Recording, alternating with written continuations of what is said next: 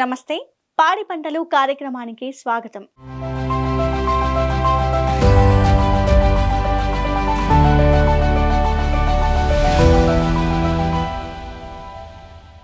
ఒకప్పుడు భూమిలో సేంద్రియ పదార్థం ఎక్కువగా ఉండేది. వానపాముల సంచారం అధికంగా కనిపించేది. దీంతో నేల సారవంతమయ్యేది. కానీ రసాయన ఎరువుల మితిమీరిన వినియోగంతో మట్టి నిర్జీవమైపోయింది. రైతులకు పంట సాగు సమస్యాత్మకంగా మారుతోంది.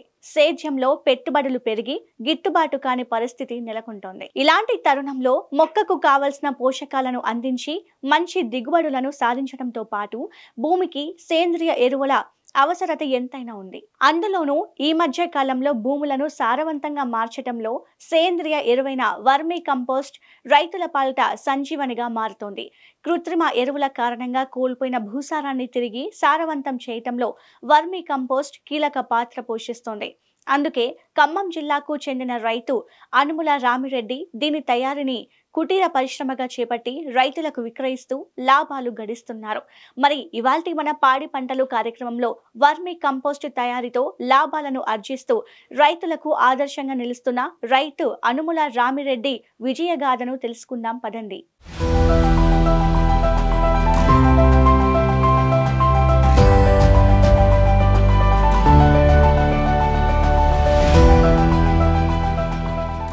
ఖమ్మం రూరల్ మండలం ముత్తగూడెం గ్రామానికి చెందిన రైతు అనుముల రామిరెడ్డికి 20 ఎకరాల వ్యవసాయ భూమి ఉంది. 1998 సంవత్సరం నుండి ఈయన వ్యవసాయం చేస్తున్నారు. మొదటి నుంచి రైతు సేంద్రియ వ్యవసాయమే చేస్తున్నారు. పంటకు నేరుగా పేడను అందించేవారు. అయితే అది ఎండకు ఎండి వానకు తడిచి 40% వరకే పంటకు ఉపయోగపడదని గుర్తించారు. వ్యవసాయ శాఖ అధికారుల ద్వారా వర్మీ కంపోస్ట్ ప్రయోజనాల గురించి తెలుసుకున్నారు. తాను పండించే పంటకు వర్మీ కంపోస్టును అందించడమే కాకుండా 2000 సంవత్సరంలో ఒక చిన్న షెడ్డును తన వ్యవసాయ క్షేత్రంలోనే ఏర్పాటు చేసుకుని వర్మీ కంపోస్ట్ తయారీ మొదలుపెట్టారు. వర్మీ కంపోస్ట్ తయారీకి అవసరమయ్యే పేడను తన గోశాల నుంచి సేకరిస్తున్నారు. వర్మీ కంపోస్ట్ తయారీకి 60 రోజుల సమయం పడుతుందని అంటున్నారు ఈ రైతు. పూర్తి సహజ పద్ధతుల్లో తయారైన ఈ సేంద్రియ మిశ్రమాన్ని నేరుగా పొలంలో వేసుకుంటే భూమి మరింత సారవంతం అవుతుందని చెబుతున్నారు. సేంద్రియ ఎరువుల్ని ఎక్కువగా వాడినట్లయితే భూమి సారవంతమయ్యి పంట దిగుబడి ఎక్కువగా వచ్చి రైతులకు అధిక లాభాలు వచ్చే అవకాశాలు ఉన్నాయంటూ కూడా శాస్త్రవేత్తలందరూ కూడా రైతులకి సేంద్రియ ఎరువుల వాడకం గురించి చాలా క్లుప్తంగా చెప్తున్నటువంటి పరిస్థితి ఈ రోజుల్లో కనబడుతుంది. ఎక్కువగా సేంద్రియ ఎరువుల్ని వాడినట్లయితే భూమి సారవంతం అవుతుంది. అంటే మామూలుగా రసాయనాలు వాడినట్లయితే భూమి పూర్తిగా విషపూరితంగా మారి పంట దిగుబడి కూడా చాలా తక్కువగా ఉంటుందని చెప్పేసి కూడా రైతు శాస్త్రవేత్తలు అందరూ రైతులకి చక్కగా వివరించడం జరుగుతుంది. సో ప్రస్తుతం మనం ఖమ్మం రూరల్ మండలంలోని ముత్తుగూడెం గ్రామంలో ఉన్నాము. ముత్తుగూడెం గ్రామంలో పూర్తిగా సేంద్రియ ఎరువులని సహజ సిద్ధంగా తయారు చేస్తూ రైతులందరికీ ఆదర్శంగా నిలుస్తున్నారు ఓ రైతు. సో ప్రస్తుతం ఆ రైతుతో మనం మాట్లాడే ప్రయత్నం చేద్దాం. అసలు సేంద్రియ ఎరువుల సైడు రావాలనే ఆలోచన తనకు ఏ విధంగా వచ్చింది, తను ఎన్ని ఎకరాల్లో సేంద్రియ ఎరువుల్ని తయారు చేస్తున్నాడు, అంటే యంత్రాంగం ఎంత ఖర్చు అవుతుంది, వర్కర్స్ జీతభత్యాలు ఎంత చెల్లిస్తున్నారు అనేది తదితర అంశాలు కూడా మొత్తంగా మాట్లాడి తీసుకున్నాం. సో ప్రస్తుతం మనం ఖమ్మం రూరల్ మండలంలోని ముత్తుగూడెం గ్రామంలో ఉన్న అనుముల రామిరెడ్డి గారి సేంద్రియ ఎరువుల షెడ్డులో మనం ఉన్నాము. ఒకసారి చూసుకోవచ్చు, అన్నీ కూడా ఎరువులు రెడీగా బస్తాలో లోడ్ అయి ఉన్నాయి.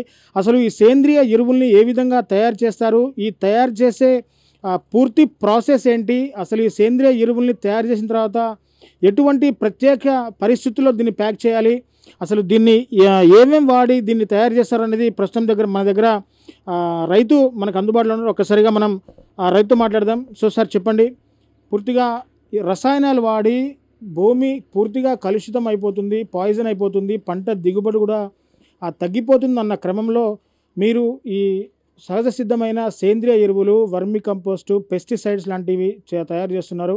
సో ఈ అంతా కూడా అసలు మీకు ఈ ఆలోచన ఏ విధంగా వచ్చింది, అసలు ఈ ప్రాసెసింగ్ ఏ విధంగా ఉంది, క్లియర్గా మీ మాటలో చెప్పండి సార్. నా పేరు అనుముల రామిరెడ్డి అండి. ముత్తగూడెం గ్రామం, ఖమ్మం రూరల్ మండలం, ఖమ్మం జిల్లా. మాకు మా నాన్నగారి వారసత్వం నుంచే డైరీ ఫామ్ ఉంది.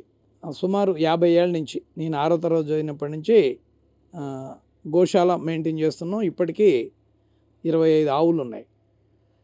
అయితే 2000 సంవత్సరంలో 1998లో వ్యవసాయ శాఖ వారు వచ్చి మీ పేడని డైరెక్ట్గా పొలాలలో వేస్తున్నారు. దానివల్ల ఎండకి ఎండి వానకు తడిసి మీకు పార్టీ నుంచి 50% మీకు ఉపయోగపడుతుంది. దీన్ని వర్మి కంపోస్ట్గా తయారు చేసుకోండి అని వాళ్ళు చెప్పడం జరిగింది. అయితే 2000 సంవత్సరంలో మేము స్టార్ట్ చేసాం ఒక చిన్న షెడ్ తోటి. మా పేడనే ఆరబెట్టి దాంట్లో ప్లాస్టిక్ కాగితాలు, రాళ్ళు, పెంకీసలు, గాజొక్కలు, ఇనుప ముక్కలు తీసేసి, ఎందుకంటే వానపాములు అవి తినవు. 1 మీటర్ ఎడల్పుతోటి బెడ్, ఎడల్పు మీటరు, పొడవు మన ఇష్టం. అక్కడ ఆ రైతుకున్న అనుకూలంగా, అతనుకున్న షెడ్ అనుకూలంగా పొడుగు ఎంతైనా చేసుకోవచ్చు. కానీ బెడ్కి దారి ఉండాలి. అంతే, బెడ్లో మనం ఎరువు పోసి వానపాములు వదిలిన తర్వాత దాన్ని తొక్కకూడదు. దాంట్లో సూక్ష్మాతి సూక్ష్మంగా వానపాములు ఉంటాయి, ఎగ్స్ ఉంటాయి, చచ్చిపోతాయి. ఆ విధంగా మేము బెడ్లు తయారు చేసుకొని అడుగున కొబ్బరి పీస్ వేసుకున్నాం. దాంట్లో వేపపిండి చల్లటం జరిగింది. ఎందుకోసం అంటే క్రిమి కీటకాలు, చీమలు, దోమలు, ఇంకేదన్నా వానపాములకు హాని చేసే వాటిని చంపడానికి వేపపిండి జల్లుకొని కొబ్బరి పీస్ వేసుకొని దాంట్లో మన పెండని, అంటే గచ్చు పేడ, ఆవుల్ని మేము గచ్చు మీద కట్టేస్తాం. ఆ పేడని ఆరదీయాలి. డైరెక్ట్ ఆ పేడ వేయకూడదు. దాంట్లో గ్యాస్ ఉంటుంది. ఆ గ్యాస్ వల్ల ఈ వానపాములు చనిపోయే అవకాశం ఉంటుంది. గ్యాస్ పోయేంత వరకు ఎండదీయాలి. వారం రోజుల తర్వాత రెండో వైపు ఎండదీయాలి. ఆ ఎండిన పేడని ఆ బెడ్లో నింపాలి. లేయర్గా పోసి పల్చగా నీళ్ళు కొట్టాలి. మళ్ళీ అట్లా బెడ్ అంతా నిండిన తర్వాత పైన చదరపు మీటర్కి 1000 వానపాములు వదలాలి. చదరపు మీటర్కి 1000 వానపాములు వదిలి గోనెపట్టా సంచులు ఒక్క పొర కప్పాలి. కప్పి ఉదయం సాయంత్రం డైలీ ఒక 60 రోజులు నీళ్ళు కొట్టాలి. అవకాశం ఉంటే పచ్చి పేడ దాని మీద చల్లాలి. పేడ స్మెల్ వానపాములకి చాలా చాలా ఇష్టం అన్నమాట. వారానికో 15 రోజులకు ఒకసారి ఆ పేడ చల్లటం వల్ల వానపాములు కూడా బాగా అభివృద్ధి చెందుతాయి. ఆ విధంగా 60 రోజుల తర్వాత ఈ వానపాముల ఎరువు తయారవుతుంది. తయారైన తర్వాత వానపాములు అవి తిని విసర్జించటమే వానపాముల పని. ఎరువుని తినటం, విసర్జించటం. ఒక వానపాము సగటున ఒక రోజు 50 గ్రాముల ఎరువు ఉత్పత్తి చేస్తుంది. ఆ విధంగా తయారు కాగానే ఆ విసర్జితాన్ని మళ్ళీ తినుకుంటూ కిందికి వెళ్ళిపోద్ది. కిందికి వెళ్ళిపోయి కొబ్బరి పీసులో దానికి ఆహారం లేనప్పుడు కొబ్బరి పీసు తిని అక్కడ జీవిస్తుంది. మనం దాన్ని ఏం చేయాలి? పైన తయారైన వర్మి కంపోస్టు తేలిగ్గా ఉంటుంది. ఎలాంటి స్మెల్లు రాదు. ఈ తెల్లటి బట్ట మీద పోసినా కానీ మరక కూడా కాదు. అప్పుడు మనం ఆ లేయర్లుగా తీసుకొని ఇది తయారైన వర్మి కంపోస్టు ఈ విధంగా తేలిగ్గా ఉంటుంది అన్నమాట. ఇది తయారైన వర్మి కంపోస్ట్. ఎరువును తినడం, విసర్జించడమే వానపాముల పని. ఒక వానపాము సగటున 50 గ్రాముల ఎరువును ఉత్పత్తి చేస్తుంది. బెడ్లలో ఎరువు తయారు కాగానే అవి ఆహారాన్ని వెతుక్కుంటూ బెడ్ కిందకు వెళ్ళిపోతాయి. బెడ్ కింద ఏర్పాటు చేసుకున్న కొబ్బరి పీచు తిని జీవిస్తాయి. ఇలా తయారైన వర్మీ కంపోస్ట్ ను లేయర్లుగా సేకరిస్తున్నారు రైతు రామిరెడ్డి. ఈ వర్మీ కంపోస్ట్ మరింత బలవర్ధకంగా మారాలనే ఉద్దేశంతో ట్రైకోడెర్మీ విరిడి, సూడోమోనాస్, వేము, బయోకన్సర్డియం, గ్లూకోజ్ వంటి బయో ఎరువులను వేప పిండిని కలుపుతున్నారు. ఈ మిశ్రమాన్ని 40 కేజీల ప్యాకింగ్ చేసి దానిని రైతులకు 450 రూపాయలకు విక్రయిస్తున్నారు. ట్రైకోడెర్మా విరిడి మన బీసీ ల్యాబ్ అని వ్యవసాయ శాఖ వారే దీన్ని తయారు చేస్తున్నారు. ఈ ట్రైకోడెర్మా విరిడి 1 టన్నుకు 5 ప్యాకెట్లు కలుపుతున్నాం. అలాగే సూడోమోనాసిస్ అనేది టన్నుకు 5 కేజీలు కలుపుతున్నాం. దాంతోపాటు వ్యాము కూడా టన్నుకు 5 కేజీలు కలుపుతున్నాం. వ్యాము అంటే వేపపొడి కాదండి, ఇది వేరే బాక్టీరియా డెవలప్ కావడానికి. దాంతోపాటు బయోకన్సార్టియా, ఇది కూడా టన్నుకు 5 కేజీలు కలుపుతాం. ఈ బయోకన్సార్టియా కానీ మెటరిజం కానీ కలిపేటప్పుడు 5 కేజీల బయోకన్సార్టియాకి 1 కేజీ గ్లూకోజ్ కలపాలి. ప్రకృతి వ్యవసాయంలో ఎరువు అంటే ప్రధానంగా చెప్పుకునేది జీవామృతం. దీనిలో పంటకు మేలు చేసే కోటాను కోట్ల బ్యాక్టీరియా నిక్షిప్తమై ఉంటుంది. ఈ జీవామృతాన్ని పంటకు అందించినప్పుడు ఈ బ్యాక్టీరియా నేలలోని పోషకాలను కరిగించి మొక్కలకు అందిస్తుంది. పంటకు విచక్షణ రహితంగా వినియోగిస్తున్న రసాయనాలు, పురుగుల మందుల వల్ల రైతుకు మేలు చేసే మిత్ర పురుగులు చనిపోతున్నాయి. అందుకే ఆవు పేడ, మూత్రంతో తయారు చేసిన జీవామృతం, ఘన జీవామృతం వంటి సహజ ఎరువులతో సాగులో నాణ్యమైన దిగుబడులు సంపాదించవచ్చని ఈ సాగుదారు చెబుతున్నారు. పంట ఆరోగ్యంగా పెరగడంతో పాటు చీడపీడలను తట్టుకునే స్వభావం పెరుగుతుంది. నేల గుల్లబారడం వల్ల వానపాములు అభివృద్ధి చెంది భూమి మరింత బలవర్ధకంగా తయారవుతుంది. అయితే వీటి తయారీలో రైతులకు ఇప్పటికీ అనేక సందేహాలు ఉన్నాయి. సులభంగా రైతు పొలంలోనే నేరుగా తయారు చేసుకునే విధానాన్ని అనుముల రామిరెడ్డి మాటల్లోనే తెలుసుకుందాం.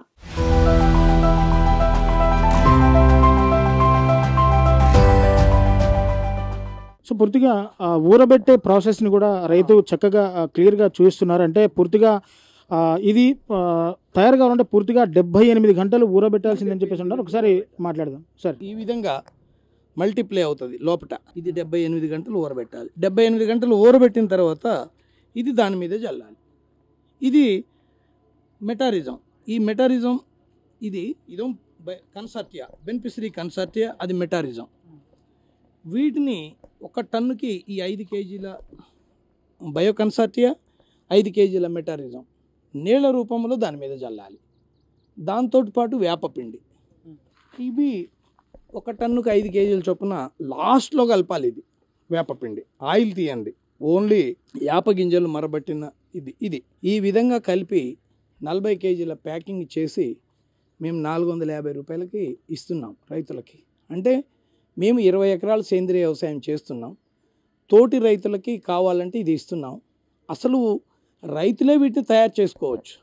దానికి ఫార్ములా ఉంది, నేను చెప్తా. ఇప్పుడు నేను చెప్పిన పద్ధతిలో ఒక బెడ్లో 1 ట్రాక్టర్ ఎరువు తెచ్చుకొని నేను చెప్పిన పద్ధతుల్లో వేసుకుంటే వాళ్ళకి 60 రోజులలో 1.5 టన్నుల వర్మి కంపోస్ట్ వస్తుంది. అంటే ఒక ట్రాక్టర్ పేడ అంటే సుమారు 3 టన్నులు ఉంటుంది. 3 టన్నుల పేడలో తయారైన తర్వాత 1.5 టన్నున్నర వస్తుంది. 1.5 టన్నున్నరని రైతు ఏ పంట అయినా కానివ్వండి 1 ఎకరం బ్రహ్మాండంగా పండించవచ్చు. యూరియాలు డిఏపీలు లేకోకుండా రైతులే స్వయంగా తయారు చేసుకోవడం బెస్ట్ అనమాట. ఖర్చు కూడా ఉండదు. మా దగ్గర 450 రూపాయలు పెట్టి కొనాల్సిన పని లేదు. రైతే తయారు చేసుకుంటే గ్రేడింగ్ చేయాల్సిన అవసరం కూడా లేదు. మనం జల్లెడ పెట్టాం చూసారుగా ఇలాక, ఆ జల్లెడ పట్టాల్సిన అవసరం లేదు. ఎందుకంటే అతనే తయారు చేసుకున్నాడు కాబట్టిగా దాంట్లో రాళ్ళలో, పెంకీసులో, గాజొక్కలో వచ్చినా ఏమీ కాదు. మేము మార్కెట్ చేస్తున్నాం కాబట్టిగా ఆ వేస్ట్ అంతా ఆ రైతుకు పోతే 450 రూపాయలు తీసుకొని మా దాంట్లో రాళ్ళు ఇచ్చాడనే మాట వస్తుందనే ఉద్దేశంతో గ్రేడింగ్ ప్రాసెసే ఎక్కువ. గ్రేడింగ్కే కూలీలు ఎక్కువ అవుతాయి. అదే రైతు సొంతంగా తయారు చేసుకుంటే ఆ గ్రేడింగ్ కూడా అవసరం లేదు. రైతుకి ఇంకా అలా సొంతంగా తయారు చేసుకుంటానంటే నేను వానపాములు ఉచితంగా ఇస్తాను.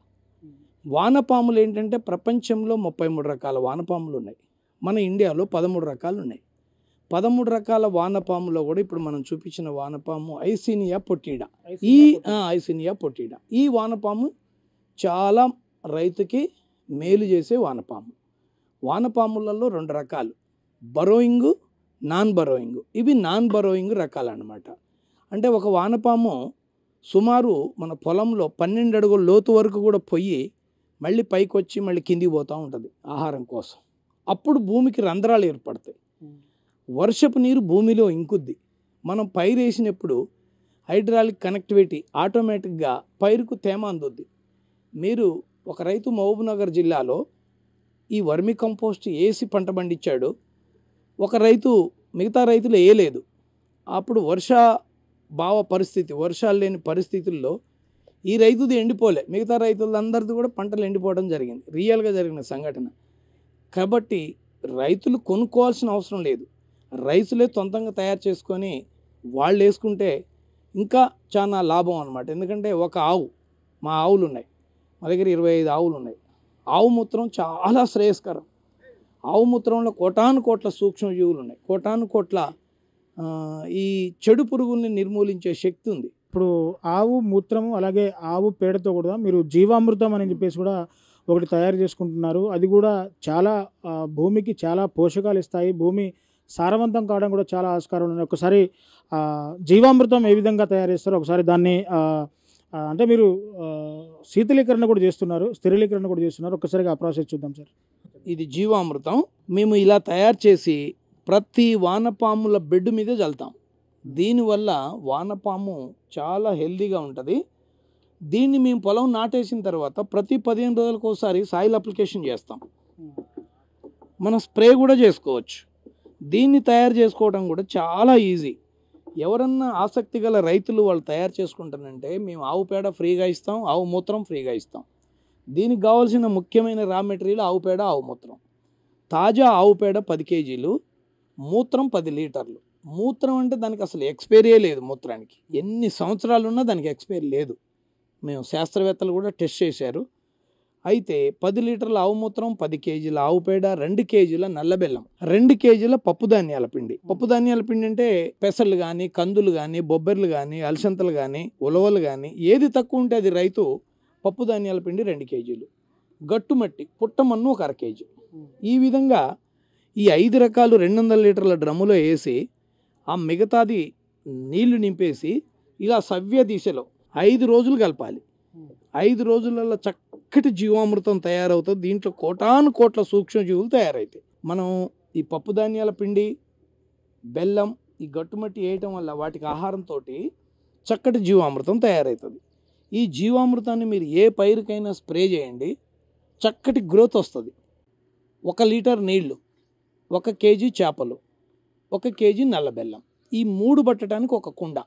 రైతుకు కావాల్సిన సైజును తయారు చేసుకోవచ్చు. 5 కేజీలు కావాలంటే 5 లీటర్ల నీళ్ళు, 5 కేజీల బెల్లం, 5 కేజీల చేపలు.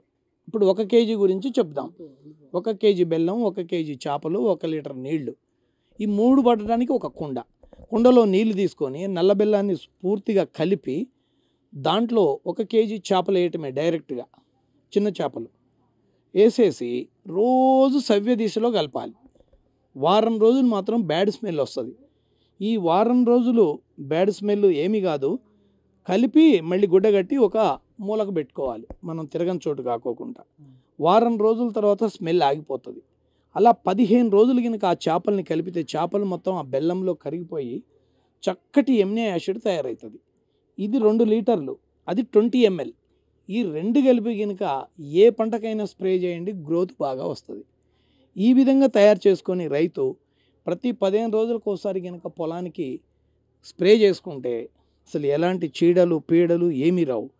ఒకవేళ ఏదైనా వచ్చిందనుకుంటే వేపాకు 2 కేజీలు, గానుగాకు 2 కేజీలు, సితపల్పాకు 2 కేజీలు, వాయిలాకు 2 కేజీలు, పొగాకు 1 కేజీ, పచ్చిమిర్చి 1 కేజీ, ఇవన్నీ విడివిడిగా మెత్తగా నూరి 20 లీటర్ల నాటావు మూత్రం తీసుకొని ఆవు మూత్రంలో 4 పొంగులు వచ్చేదాకా ఉడకబెట్టాలి.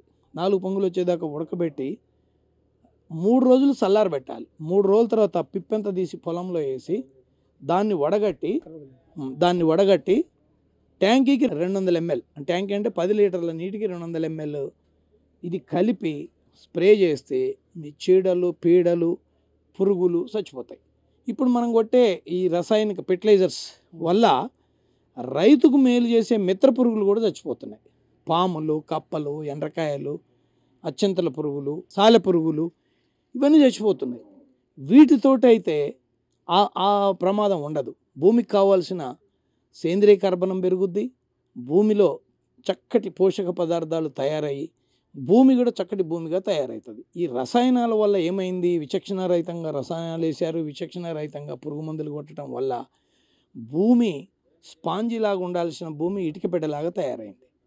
ఇప్పుడు వర్షపు నీరు భూమిలో ఇంకట్లా, వాన పడితే చాలు పెద్ద పెద్ద వరదలు వస్తున్నాయి. ఎందుకంటే గత 60 సంవత్సరాల నుంచి మనం బాగా మందులు కొడుతున్నాం, బాగా మందులు వేస్తున్నాం. దాన్ని పూర్తిగా తగ్గించాలి. భూమిని కాపాడాలి, పర్యావరణాన్ని కాపాడాలి, ప్రజల ఆరోగ్యాన్ని కాపాడాలి. ప్రజలకి ఆరోగ్యాన్ని ఇచ్చేది రైతులే, డాక్టర్లు కాదు. డాక్టర్లు జబ్బు వస్తే రోగం తగ్గిస్తారు, అసలు జబ్బే రాకుండా కాపాడేది ఎవరంటే రైతు. ప్రతి రైతు కూడా ఈ విధంగా తనకు కావాల్సిన కొంత మేరకన్నా వేసుకొని అందరూ భూమిని కాపాడు. ఇప్పుడు ఎందుకంటే భూమి పెరగడానికి ఛాన్స్ లేదు. ప్రపంచంలో 3 వంతులు నీళ్ళు ఉన్నాయి, 1 వంతు భూమి ఉంది. మన తెలంగాణ కాడికి వస్తే 1,58 లక్షల ఎకరాల భూమే ఉన్నది. దాంట్లో 20 లక్షల ఎకరాలు ప్రాజెక్టుల కింద ఉంది, ఒక 40 లక్షల ఎకరాలు బావుల కింద బోర్ల కింద ఉంది, ఒక 40 లక్షల ఎకరాలు చెట్లు పుట్టలు గుట్టలు, అది వ్యవసాయానికి పనికిరాదు. కాబట్టి ఈ భూమిని మనం కాపాడుకొని ముందు తరాల వాళ్ళకి మంచి ఆహారాన్ని అందియాలంటే ఇప్పటి నుంచే ప్రతి రైతు సేంద్రియ వ్యవసాయంలోకి రావాలి, ఖర్చులు తగ్గించుకోవాలి. ఇప్పుడు ఏంటంటే లేటెస్ట్గా ఒక న్యూస్, ఇప్పటివరకు 8 రాష్ట్రాలకే సేంద్రియ సర్టిఫికేషన్ ఉండేది, 9వ రాష్ట్రంగా మన తెలంగాణ కూడా ఎంపికైంది. ఇంకొక న్యూస్ ఏంటంటే మాకు మొన్ననే ఖమ్మం జిల్లాలో కలెక్టర్ గారిని కోరితే ఆర్గానిక్ స్టాల్ కూడా ఇవ్వటం జరిగింది. అంటే ప్రతి జిల్లాకి ఆర్గానిక్ స్టాల్ ఉంటే వినియోగదారులు ఉన్నారు, ఆర్గానిక్ ఉత్పత్తులు తినే వినియోగదారులు ఉన్నారు. కాకపోతే ఏంటంటే ఆర్గానిక్ ఉత్పత్తులు ఇవి మంచివి అని వాళ్ళకి తెలవట్లే, ఏది చెడు ఏది మంచి అనేది తెలియని పరిస్థితి ఉంది. అంటే దీంట్లో చాలామంది కూడా అక్కడ ఇక్కడ ట్రేడింగ్ చేసి కొనుక్కొచ్చి ఈ మా ఆర్గానిక్ ఉత్పత్తులని పేరు పెట్టుకుంటున్నారు. కాబట్టి వ్యవసాయ శాఖ వారు ధృవీకరించిన వారు మాత్రమే ఆర్గానిక్ స్టాల్లో షాప్ పెట్టాలి. ఆ విధంగా సర్టిఫికేషన్ కూడా వ్యవసాయ శాఖ జేడీ ఏడిఏ సర్టిఫికేషన్ ఒక లైసెన్స్ లాగా ఇస్తున్నారు. ఆ షాప్లో పెట్టుకొని అక్కడ అమ్ముకోవడం జరుగుతుంది. అప్పుడు వినియోగదారులు వాళ్ళకు ఒక నమ్మకం ఏర్పడుతుంది. ఆ విధంగా ప్రథమంగా తెలంగాణ మొత్తం మీద మా ఖమ్మం జిల్లాలోనే స్టార్ట్ అయింది. ఇంటిగ్రేటెడ్ మార్కెట్లో హెల్త్ మార్కెట్ అని చెప్పేసి మన ఖమ్మం కలెక్టరు మన ముజ్మిల్ ఖాన్ గారు ఇవ్వటం జరిగింది. అలాగే ప్రతి జిల్లాలో కూడా ఈ విధంగా చేస్తే రైతులు కూడా, ఎందుకంటే రైతులు చాలామంది ఆర్గానిక్ వ్యవసాయం చేయడానికి ముందుకు వస్తున్నారు, కానీ తమ ఉత్పత్తులను ఎక్కడ అమ్ముకోవాలి అనే సందేహంతో ముందుకు రాలేకపోతున్నారు.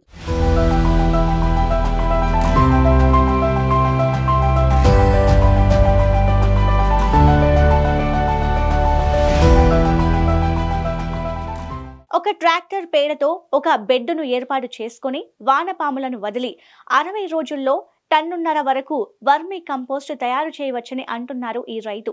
యూరియా, డిఏపి వంటివి లేకుండా ఏ పంట అయినా ఎకరం విస్తీర్ణంలో పండించవచ్చని చెబుతున్నారు. దీనికి పెద్దగా ఖర్చు కూడా ఉండదని రైతే స్వయంగా తయారు చేసుకోవచ్చంటున్నారు.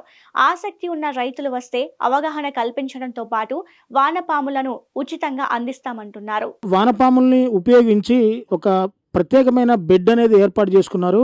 ఆ ప్రత్యేకమైన బెడ్లో కొంత దీనికి సంబంధించిన ఎరువులు కూడా ఇక్కడ తయారవుతున్నాయి. వానపాములు వీటిలో ఉన్న పోషక పదార్థాలు తిని వీటిలోనే విసర్జించడం వల్ల పూర్తిగా సేంద్రియ ఎరువు తయారవుతుందని చెప్పేసి రైతు రెడ్డి గారు చెప్తున్న పరిస్థితి. ఒకసారి రెడ్డి గారు మాట్లాడాను సార్, ఇది ఎంత వెడల్పులో ఉండాలి, ఈ పూర్తిగా ఈ ఎరువు ప్రాసెస్ కావడానికి ఎన్ని రోజుల సమయం పడుతుంది సార్? బెడ్ ఈ విధంగా మీరు చూపించండి. బెడ్ అంతా 1 మీటర్ ఎడల్పే ఉండాలి. బెడ్ 1 మీటర్ ఎడల్పే ఉండాలి. పొడవు మీ ఇష్టం, ఆ రైతుకున్న వనరులను బట్టి 20 అడుగులు కట్టుకోవచ్చు, 30 అడుగులు కట్టుకోవచ్చు, 40 అడుగులు కట్టుకోవచ్చు. ఒక 20 అడుగుల పొడుగుతోటి 1 మీటర్ ఎడల్పుతోటి అయితే ఒక ట్రాక్టర్ పేడ చూసారా వానపాములు అవి లోనికి వెళ్ళిపోయినాయి, తినేసినాయి, తీసుకురమ్మ. అయితే ఈ విధంగా బెడ్ కట్టుకొని అడుగులో వేపపిండి వేసి కొబ్బరి పీస్ వేసి పశువుల ఎరువు, ఆరిన ఎరువు, పచ్చెరువు వేయకూడదు. పచ్చెరువు వేస్తే ఏంటంటే గ్యాస్కి ఈ వానపాములు చచ్చిపోయే అవకాశం ఉంటుంది. దపాలుగా పోసి దీన్ని నింపాలి. ఇది బెడ్ మొత్తం నింపాలి ఈ వానపాములు. ఇది ఐసీనియా పొటీడా.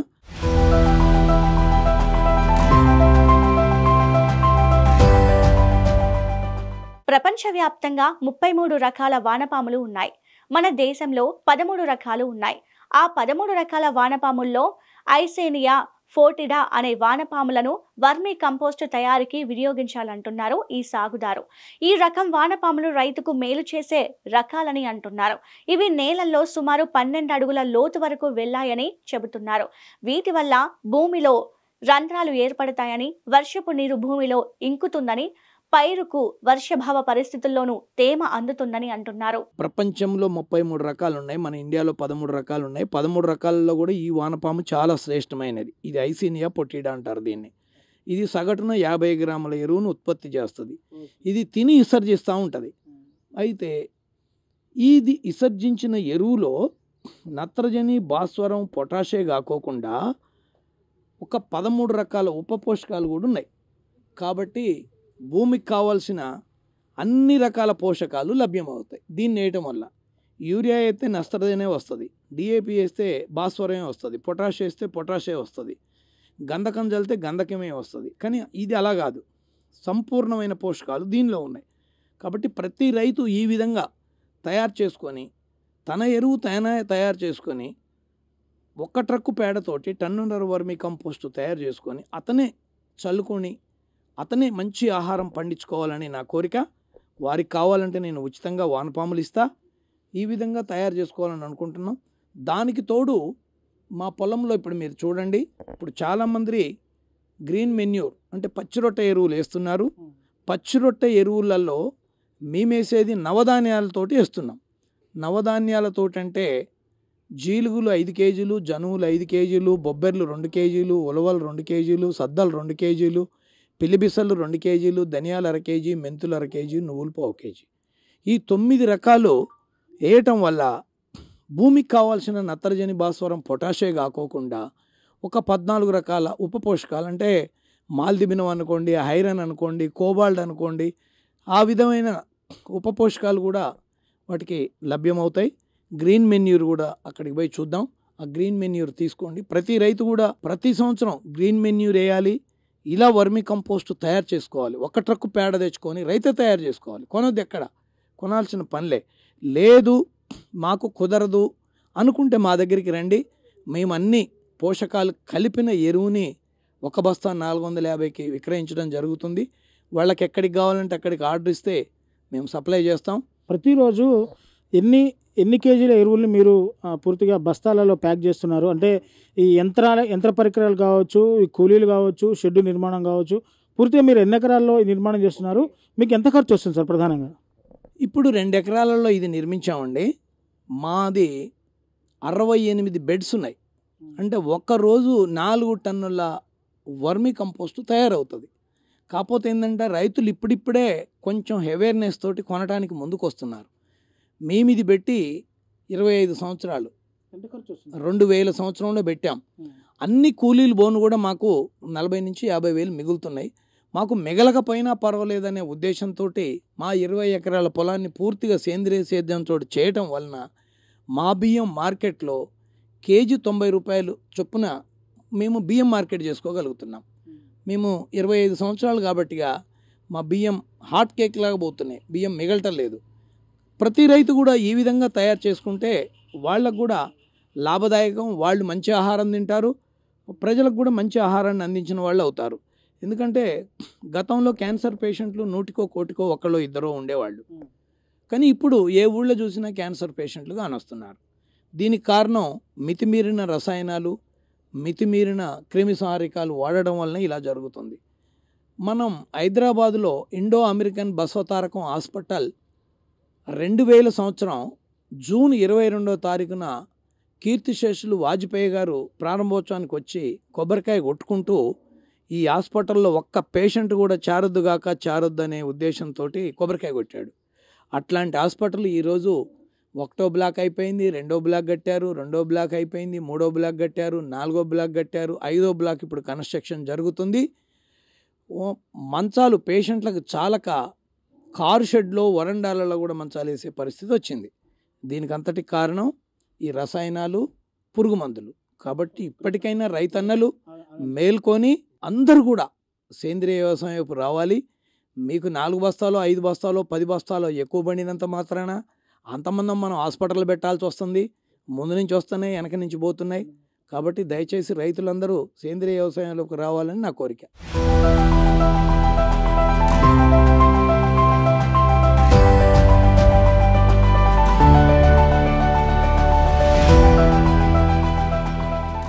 సో చూశారు కదా, పూర్తిగా సేంద్రియ ఎరువులతో వ్యవసాయం చేస్తూ తన సొంత 20 ఎకరాల వ్యవసాయ క్షేత్రంలోనే పూర్తిగా 2 ఎకరాల్లో చక్కగా షెడ్డు నిర్మించుకొని ఆ సేంద్రియ ఎరువుల్ని తయారు చేస్తూ దానితో పాటు తన సాటి రైతులకు కూడా ఆదర్శంగా నిలుస్తున్నాడు రైతు. సో పూర్తిగా తన 20 ఎకరాల్లో పండిన బియ్యం కూడా మార్కెట్లో హాట్ కేక్ లాగా సేల్ అవుతున్నాయి. వాళ్ళ బియ్యం కొన్న ఎవరైతే ఉన్నారో వాళ్ళు కూడా చాలా రుచిగా ఉన్నాయి, ఎటువంటి సైడ్ ఎఫెక్ట్స్ లేవు అని చెప్పేసి కూడా చక్కగా కాంప్లిమెంటరీస్ కూడా ఇస్తున్నారు. సో రైతులంతా కూడా విషపూరితమైన రసాయనాలు వాడకుండా ఇలాగా వర్మీ కంపోస్టు అంటే సేంద్రియ ఎరువుల్ని వాడి భూమిని సారవంతం చేసుకొని భవిష్యత్ తరాలకు ఆ సారవంతమైన భూమిని ఇచ్చే విధంగా ప్రతి ఒక్కరు కూడా సేంద్రియ వ్యవసాయం వైపు అడుగులు వేయాలని ఆ రైతు పూర్తిగా ఒక 50 కేజీల బస్తాను 400 రూపాయలకి విక్రయిస్తున్నాను, నాకు అన్ని బోను నాకు 40,000 రూపాయలు మిగులుతున్నాయని చెప్పేసి కూడా అంటున్నారు. సో రైతులంతా కూడా చక్కగా సేంద్రియ వ్యవసాయాన్ని నమ్ముకొని ఆ భూమికి సారవంతమైన పోషక పదార్థాలు ఇచ్చే సేంద్రియ ఎరువుల్ని తయారు చేసుకొని క్షేత్రస్థాయిలో వాళ్ళే సొంతంగా తయారు చేసుకోవచ్చు.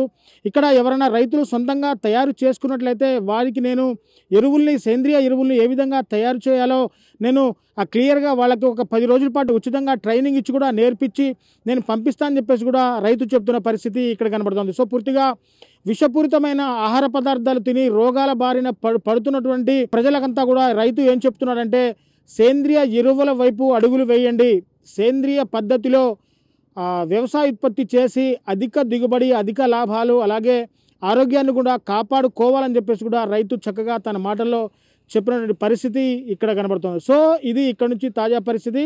కెమెరా పర్సన్ హరిప్రసాద్తో reporter Devender, mega 9 TV, Khammam నుంచి. గత 60 ఏళ్లుగా వ్యవసాయ రంగంలో విచ్చలవిడిగా రసాయనాల వాడకం పెరిగిపోయింది. ఈ క్రమంలో భూమిని, పర్యావరణాన్ని, ప్రజల ఆరోగ్యాన్ని కాపాడేందుకు, ముందు తరాలకు సారవంతమైన నేలను అందించేందుకు ఇలాంటి సేంద్రియ విధానాలను పాటించాలంటున్నారు ఈ రైతు. ఇదండి ఇవాల్టి పాడి పంటలు కార్యక్రమం. మరో విజయగాథతో, సాగు వినూత్న పద్ధతులతో మళ్ళీ కలుద్దాం. అంతవరకు చూస్తూనే ఉండండి మెగా 9 టీవీ.